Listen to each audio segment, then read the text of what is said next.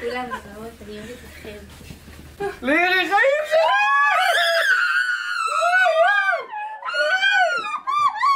אנחנו יודעים. גיבורת בבית, זהו. חיים שלנו.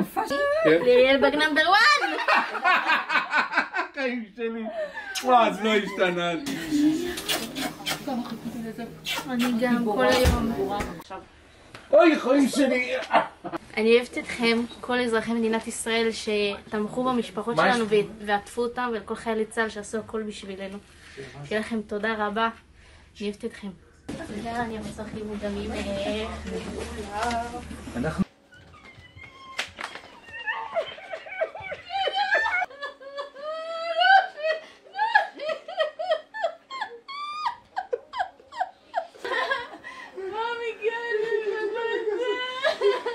חברה שלך עשתה.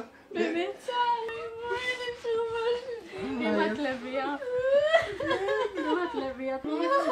כל העולם יהיה לך, הכל. כל העולם יהיה לך.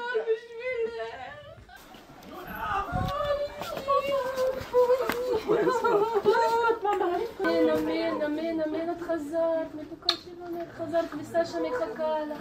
וכולם.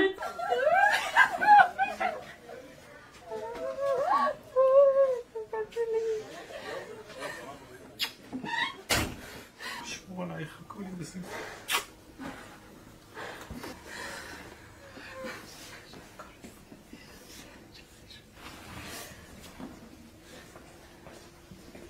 נכון, איך אומרים?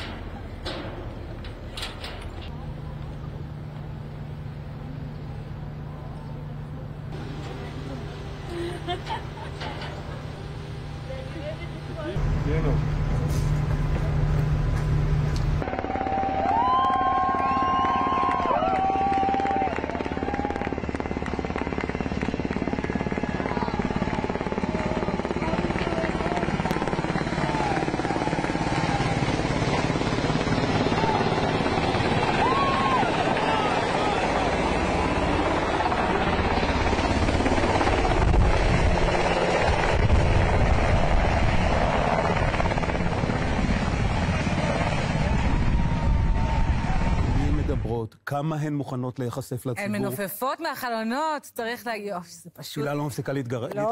לא מאמין, אני לא מאמינה שאני רואה את זה, זה כל כך מרגש. לשדר את הרגע הזה, זה פשוט, זו זכות גדולה. זה כדי לאפשר להם את הפרטיות הזאת, הנה הן לא צריכות את הפרטיות, הן מנופפות.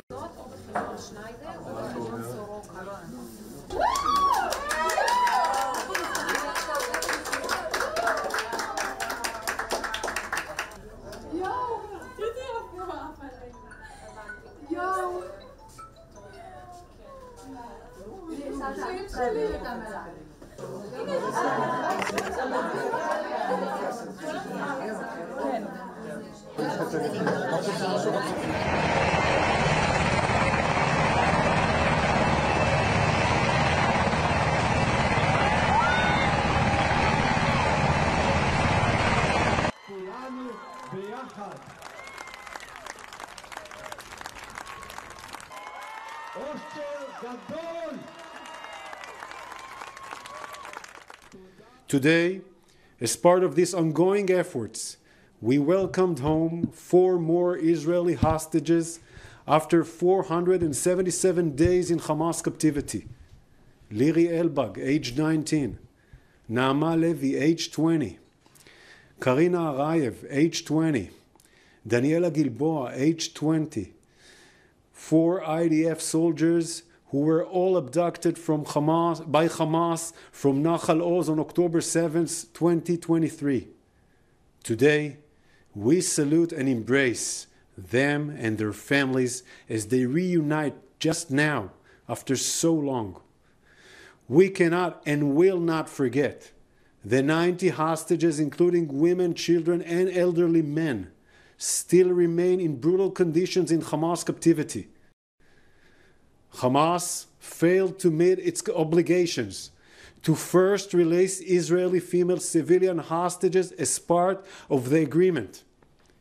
We are determined to return of Arbel Yahud, an Israeli citizen kidnapped from Nir Oz, and also Shiri Bivas and her 2 children, Kfir and Ariel, whose welfare we are extremely concerned about.